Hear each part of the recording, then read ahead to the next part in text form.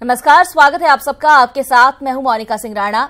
CM योगी पश्चिम बंगाल के दौरे पर हैं। यहां रैली करने वाले हैं। पुरुलिया में रैली करेंगे सीएम। बोकारो से सड़क मार्ग से पुरुलिया पहुंच रहे हैं। थोड़ी देर में रैली में सीएम योगी हुंकार भरेंगे, लेकिन ममता सरकार ने योगी की सभा को इजाजत नहीं दी है। बनमखिया होते हुए पुरुलिया योगी आदित्यनाथ पहुंचेंगे, लेकिन इजाजत नहीं दी गई है। तो अब देखना ये होगा कि सीएम यहां पर रैली कैसे करते हैं। क्या व्यवस्थित तरीके से ये रैली हो पाती है या हालात यहां बिगड़ सकते हैं। फिलहाल आपको बता दें कि बोकारो से सड़क मार्ग से पुरुलिया के लिए सीएम रवाना हो चुके हैं।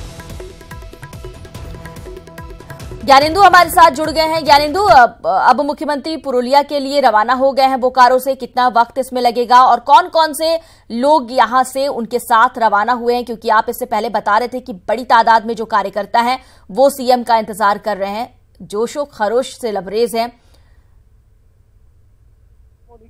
क्योंकि सीएम योगीनाथ जैसे यहाँ पर पहुंचे, भारी संख्या में कार्यकर्ता का हुजूम टूट पड़ा और जो यहाँ पर कार्यक्रम का यहाँ पर फूल गुस्सत है, जो भी देना था किसी तरह कोई कार्यक्रम यहाँ नहीं, और सीधे गाड़ी पर बैठकर सड़क मार्ग से पुरुलिया की ओर रवाना हो गए हैं।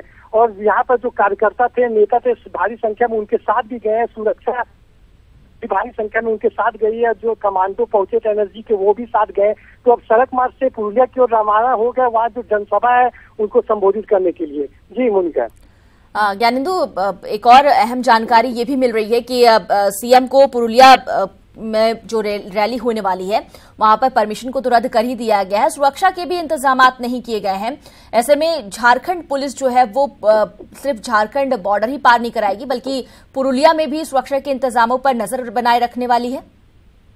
जी, ये बात आपने सही कहा। जो अभी जो सूचना मिल रही थी, डीसी ने भी यही बात कहा था कि पुरुलिया की ओर से कोई भी सहयोग की बात नहीं कही गई है। हाँ। तो अब जो धनबाद के एसपी है, ग्रामीण एसपी अमन कुमार है, उनके नेतृत्व में जो यहाँ से कॉर्केट गया है, अन्य सुरक्षा बल गए हैं, उन्हीं के सुरक्षा को लेकर यहाँ से सीएम योगीनाथ को लेकर यहाँ से सुरक्षा को लेकर गया। वहाँ पर जो भी कार्यकर्ता है या जो यहाँ से सुरक्षा गई है, उसी को लेकर वहाँ पर सभा होगी। कोलकाता पुलिस की ओर से किसी तरह की सुरक्षा की बात नहीं कही गई है। जी, बड़ी संख्या में कार्यकर्ता मौजूद हैं सीएम के साथ। पुरुलिया में सभा होनी है, लेकिन अनुमति नहीं दी गई है, इजाजत नहीं है रैली की। ऐसे में हालात किस तरह के बन रहे हैं और प्रशासनिक स्तर पर किस तरह से चीजों को हैंडल करने के लिए कदम उठाने की बातें की गई हैं? देखिए, अभी तक जो सूचना मिल रही थी, जो यहाँ पर बंगाल भाजपा के प्रदेश उपाध्यक्ष कह रहे थे कि टकराव की स्थिति है, लेकिन ममता बनर्जी जो बंगाल की मुख्यमंत्री वो डर गई है पीएम मोदी के जो कार्यकलापों से, तो इसी को लेकर वहाँ पर सभा नहीं होने देना चाह रही। तो बंगाल के जो बीजेपी के कैडर है वो पूरी तरह मुस्तैद, और सीएम की सभा को उन्होंने कहा है कि सीएम की सभा को किसी भी हाल में होने दिया जाएगा। तो अब यह बात तो साफ हो गई कि सीएम की सभा वहाँ होगी। रद्द करने की बात तो की जा रही है, लेकिन जिस जगह सीएम की सभा होनी थी वहां से कुछ दूरी पर यह सभा करने की बात कही जा रही है। जी मोनिका। तो ये एक बड़ा अपडेट है कि जहां पर रैली की जानी थी, अब उस स्थान से थोड़ा अलग कहीं दूसरी जगह पर रैली की जा सकती है। ज्ञानेंदु, आप ये जानकारी दे रहे हैं। इसके अलावा ये भी बताइए कि जब सीएम का काफिला यहां से रवाना हुआ, बड़ी तादाद में कार्यकर्ता भी उनके साथ आगे बढ़ गए हैं। अब पुरुलिया में अगर रैली की जाती है तो वहां पर हालात जो है वो विकट हो सकते हैं, क्योंकि परमिशन नहीं है। क्या यहाँ पर कार्यकर्ताओं की ओर से कुछ कहा गया? मुख्यमंत्री को देखकर क्या लग रहा था? देखिए, सीएम जब यहाँ पहुंचे तो किसी तरह की कोई बात उन्होंने ना कार्यकर्ताओं से की, ना वहाँ मौजूद जो भाजपा नेताओं से की। सीधे हेलीकॉप्टर तो उतरकर अपनी गाड़ी पे बैठकर अभिवादन करते हुए पुरुलिया की ओर रवाना हो गए हैं। तो उनके पीछे कार्यकर्ता जो बीजेपी के यहाँ पर लोकल कार्यकर्ता है, चाहे बोकारो, चंदनकारी, धनबाद से भी बड़ी संख्या में कार्यकर्ता पहुंचे। सभी को हमारे साथ आप बने रहिए। फिलहाल अपने दर्शकों को बता दें कि ये सीधी तस्वीरें भी दिखा रहे हैं जब मुख्यमंत्री का काफिला बोकारो से निकल पड़ा है पुरुलिया के लिए और उनका काफिला आगे बढ़ रहा है। ये सीधी तस्वीरें, हर जगह जो कार्यकर्ता हैं वो भी मौजूद हैं मुख्यमंत्री के साथ। काफी जोश के साथ तमाम कार्यकर्ता मुख्यमंत्री के साथ आगे बढ़ रहे हैं, क्योंकि पुरुलिया में ये रैली करने वाले हैं और मुख्यमंत्री यहां पर जनसभा को संबोधित करेंगे, जिसकी परमिशन, इस रैली की परमिशन नहीं दी गई है, रद्द कर दी गई है परमिशन को। और ऐसे में जो स्थान चयनित किया गया था जहां पर जनसभा होनी थी, अब उसे दूसरी जगह पर, कहीं दूसरी जगह पर रैली की जा सकती है। ये जानकारी हमारे सहयोगी ज्ञानेंदु दे रहे हैं। ज्ञानेंदु, अपनी बात पूरी कीजिए।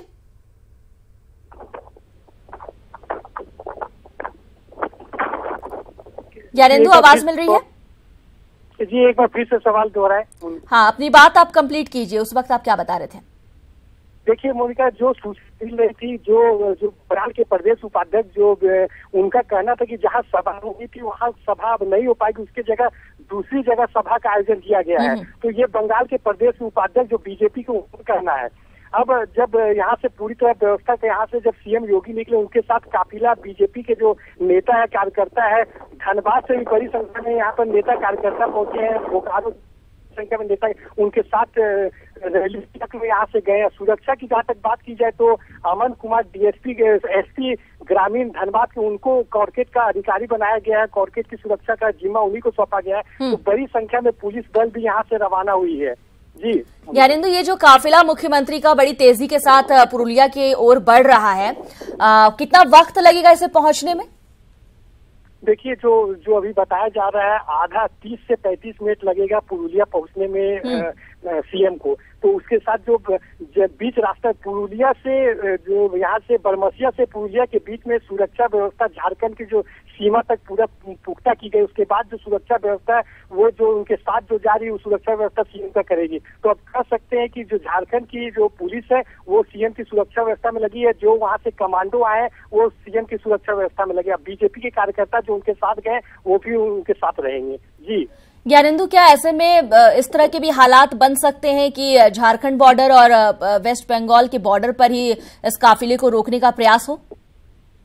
देखिए, अभी तो ऐसी कोई जानकारी नहीं मिल पा रही है, लेकिन ये जरूर है कि क्योंकि परमिशन रद्द कर दिया गया है, तो ऐसे में देखना होगा जब बॉर्डर पर वो पहुंचेंगे तो वहाँ पर किसकी बात होगी। लेकिन अभी पूरी तरह से की ओर ज्यादा वहाँ होगा कि जब वहाँ पर पुरुलिया बॉर्डर पर पहुंचेंगे, बंगाल बॉर्डर पर जब काफिला पहुंचेगा तो स्थिति क्या होती है। लेकिन अभी सुरक्षा व्यवस्था के बीच में झारखंड की सीमा से वो जा रहे हैं बंगाल की ओर, तो अब जो सुरक्षा व्यवस्था उनके साथ है वो मुस्तैदी के साथ उनके साथ चल रहा है। चाहे कमांडो, चाहे झारखंड पुलिस की सुरक्षा व्यवस्था मुस्तैदी के साथ उनके साथ चल रही है। जी मोनिका। और ज्ञानेंदु, ऐसा भी लग रहा है कि ये जो रैली है पहले उतना इसका महत्व ना भी रहा हो, लेकिन जब परमिशन रद्द कर दिया गया, इससे पहले हेलीकॉप्टर को लैंड करने की परमिशन नहीं दी गई, उसके बाद अब ये रैली बहुत ज्यादा हाई प्रोफाइल हो गई है, बहुत महत्वपूर्ण हो गई है। ऐसा लग रहा है कि लोकसभा चुनाव से ठीक पहले एक बड़ी रैली है ये। देखिए, यहाँ एक बात और मैं बताना चाहूंगा कि 4 तारीख को ही मुख्यमंत्री सीएम यूपी का कार्यक्रम था, लेकिन उसको रद्द करना पड़ा, क्योंकि उसके बाद 5 तारीख को ये कार्यक्रम किया गया। अब चूंकि कार्यक्रम में थोड़ी तब्दीली की गई थी, लेकिन जिस तरह भाजपा कार्यकर्ता काफी उत्साह है और सीएम योगी के साथ पुरुलिया की ओर रवाना हुए, तो ये बात तो एकदम साफ है कि भाजपा कार्यकर्ता 2019 के चुनाव को लेकर काफी उत्साह है। जी मोनिका। ज्ञानेंदु, आधा घंटे का वक्त और लगेगा जब सीएम पुरुलिया पहुंच जाएंगे और वहां पर जनसभा को संबोधित करेंगे, लेकिन अब जो स्थान था जहां पर वो इस रैली को करने वाले थे वहां नहीं कर पाएंगे, जगह बदलनी पड़ेगी। क्या ऐसे में जो लोग वहां पर मौजूद हैं, जो भीड़ वहां पर मौजूद है, उस पर भी इसका असर पड़ सकता है? नहीं, जो भाजपा बंगाल के जो प्रदेश सचिव, उनका कहना है कि जगह जरूर बदला है, कि भाजपा जो बंगाल के भाजपा कार्यकर्ता है उनमें काफी उत्साह और 2 से 3 लाख की संख्या में भाजपा कार्यकर्ता वहां पर मौजूद है, जो सीएम योगीनाथ उनके भाषण को सुनेंगे, उनकी बातों को सुनेंगे और वहां पर सीएम यूपी के जो उनके उत्साह को और बढ़ाने का काम करेंगे। लेकिन ये बात तो साफ है कि जिस तरह बंगाल की ममता बनर्जी सरकार ने कार्यक्रम को रद्द करने का काम किया, उससे ये बात जरूर है कि टकराहट कहीं ना कहीं जरूर हुई है, होने की संभावना नजर आ रही है। लेकिन अब देखना होगा कि वहां पहुंचने के बाद क्या स्थिति रहती है। जी बिल्कुल ज्ञानेंदु, एक तरफ सीबीआई का मामला अभी ठंडा भी नहीं हुआ, वहीं दूसरी ओर अब अगर इस तरह से अपनी राजनीति को चमकाने के लिए रैलियों के जरिए भी उससे भी लेकर सुर्खियां बटोरने की कोशिश की जाएंगी, तो जो जनता है उसके बीच ये मैसेज अच्छा नहीं जाता है। कोई भी पार्टी हो, अगर राजनीतिक चश्मे से इन तमाम चीजों को देखा जाए तो पार्टियां अपना अपना हित साधने की कोशिश कर रही हैं। ज्ञानेंदु जी, ऐसा लग रहा है कि जो दोनों ही पार्टियां हैं, सिर्फ किसी एक को कहना गलत होगा, अपना अपना हित साधने का पूरा प्रयास हो रहा है। देखिए, जिस तरह सुप्रीम कोर्ट ने सीबीआई जांच की बात कही थी, जो वहाँ के आयुक्त है उनको सीबीआई पूछताछ के लिए बुलाई गई, उसके बाद जो टकराहट सामने आई है उससे स्पष्ट रूप से कहा जाता है कि भाजपा और तृणमूल आमने सामने जरूर आई है, लेकिन जो सुप्रीम कोर्ट की जो सीबीआई को जांच की बात कही थी उसमें तृणमूल कांग्रेस ने जरूर अरंगा लगाया। लेकिन अब यहाँ पर जब सीएम यूपी के जब वहाँ चुनावी सभा करने जा रहे हैं तो उसको रोकने का काम बंगाल सरकार ने किया, तो इससे तो स्पष्ट है कि दोनों सरकारों के बीच जरूर टकराहट देखने को मिल रही है। जी। और एक और मैसेज ज्ञानेंदु कि अब सिर्फ अगर वेस्ट बंगाल की बात की जाए, पश्चिम बंगाल की बात की जाए, तो यहाँ पर बीजेपी और ममता सरकार सामने नजर आ रहे हैं इस चुनाव के दौरान। बाकी पार्टियां लग रहा है कि उतनी मजबूती के साथ अपनी जमीन नहीं तलाश कर पाई है। देखिए, ये बात सही है कि बंगाल में तृणमूल कांग्रेस और बीजेपी का ही वहाँ पर मेन टसल है, तो अब दोनों के बीच जो 2019 का चुनाव उसको लेकर अब आमने सामने जरूर आ गई है। अब तो यह जो चुनावी सभा अब होने जा रहा है उसको लेकर जिस तरह ममता सरकार ने रोकने का काम किया है, तो अब आने वाले समय में और टकराहट बढ़ने की संभावना बढ़ती जा रही है। तो अब देखना यह होगा कि आज जो सभा हो रही है, सभा के बाद क्या स्थिति होती है, उसके बाद ही आकलन कुछ किया जा सकता है कि अब तृणमूल कांग्रेस और भाजपा के बीच में कितना विवाद और आगे बढ़ सकता है। जी जी मोनिका। ज्ञानेंदु, इस वक्त 4:10 का वक्त हो रहा है, क्योंकि आप चप्पे चप्पे से वाकिफ हैं। पुरुलिया तक का सफर अगर बोकारो से तय किया जाए, जिस रफ्तार से सीएम का काफिला आगे बढ़ रहा है, तो कितना वक्त लगेगा, क्या अंदाजा है आपका?